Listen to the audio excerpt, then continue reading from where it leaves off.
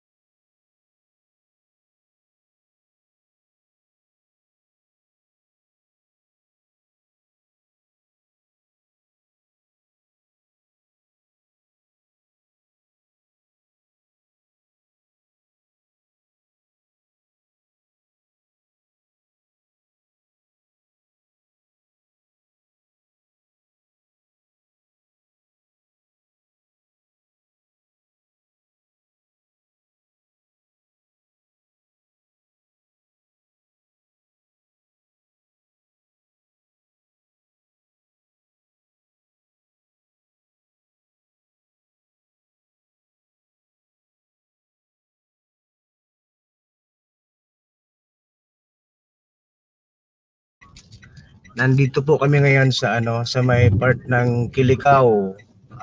Yung bridge po sa Binitayan papunta sa Kilikao. Sir Alan Ray Bautista, we are trying to connect with Governor Kua po doon sa Catanduanes. Kaso parang wala pa po atang signal yung Catanduanes kaya hindi pa nag-reply sa akin si Governor Kua. Don't worry, Sir Alan, pag nag-text or nag-message na si Governor Kua, ipopost natin dito sa sa BicolNet TV.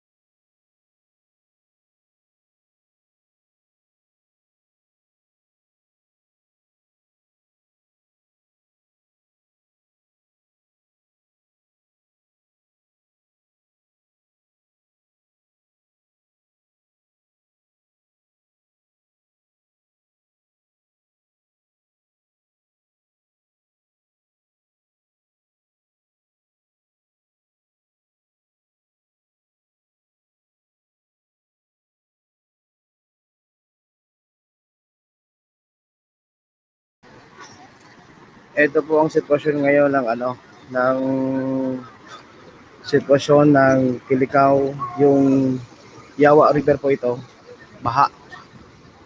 Yan, Kilikao Binitayan. Sobrang taas na ng tubig.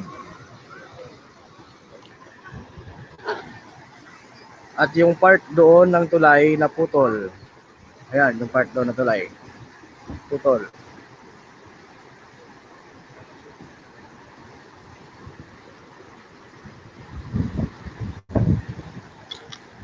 Sir, pag mga arog po kayo ni, sige na po sir ang aging nindakayan. Malipot naman sa ibong natin. Sa Salvacion, may agyan ko naman sa Salvacion.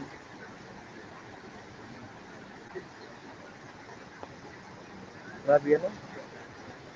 Mapasugon talaga sa tubig niya, oh.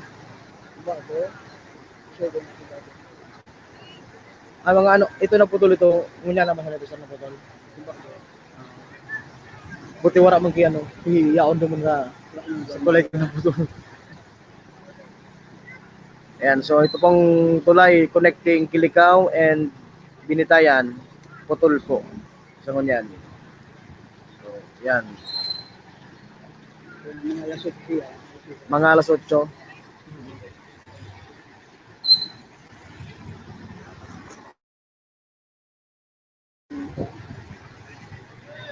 Oh. So habang talagang makusog ang bagyo mo rolin, no, dyan sa kaya ng putol.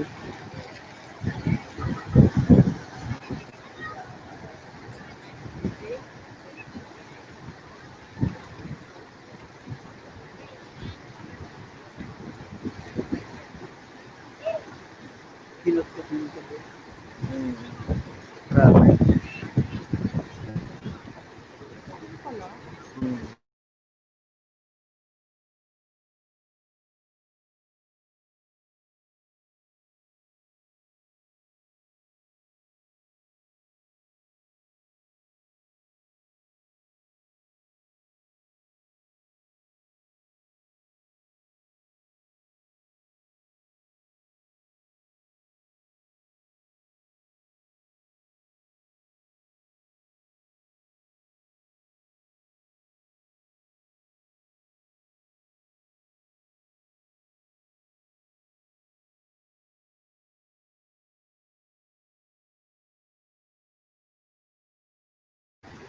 Yan, good thing po, wala man kaya, no, wala namang bahay na nasira dito or walang casualty.